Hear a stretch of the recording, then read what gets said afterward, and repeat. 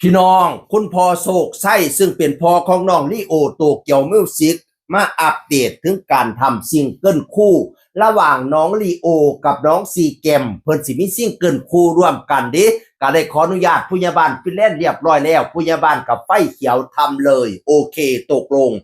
บัดนี้ก็ไปให้อาจารย์บิ๊กผู้มาดินเขียนเพล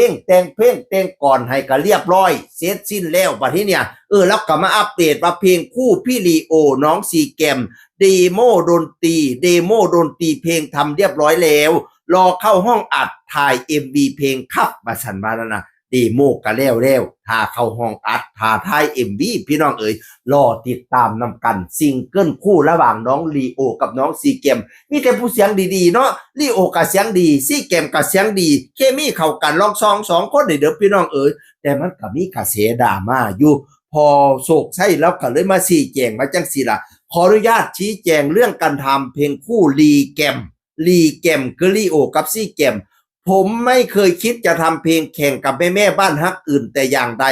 ผมทำเพื่อลูกแค่นั้นอยากให้ลูกมีเพลงแล้วมาว่าผมทำเพลงเพื่อแข่งกับแม่ขวัญระยองแม่คำพี่ยูริมีคนหาว่าเราทำเพลงแข่งกับแม่ขวัญระยองซึ่งเป็นแม่คำของน้องยูริพะนะว่าขออนุญาตแม่ขวัญที่น้ำนะครับผมจะทำเพื่ออะไร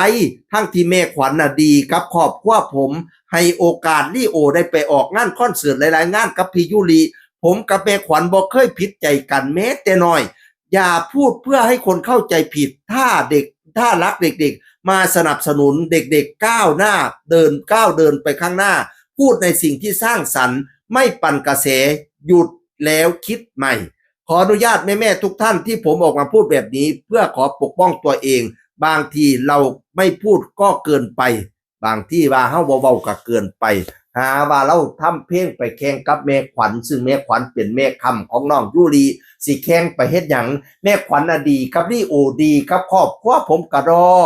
ลีโอได้ไปออกคอนเสิร์ตกับน้องยูริต้องหลายเที่ยผมสิทำแข่งไปเฮ็ดหยังคนเว้าได้เว้าเพื่อปั้นกระแสอะไรหยุด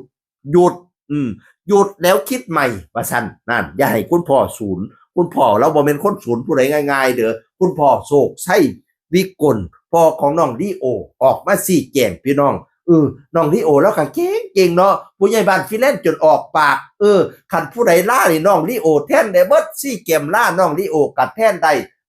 สักกายกล้องผู้ใดล่านี่ลีโอร้องเพลงแทนได้เบิดใครลาได้แต่ลีโอห้ามลาว่าซะ เราเก่งหลาย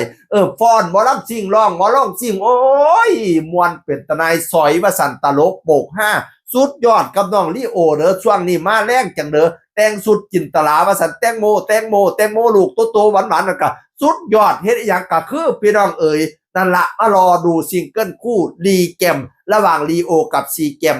เดโมเสร็จแล้วรอเข้าห้องอัดรอถ่าย MV เร็วๆนี้จะได้พบกันพี่น้องเสียงคนเก่าเว้าสู่ฟังสวัสดีครับ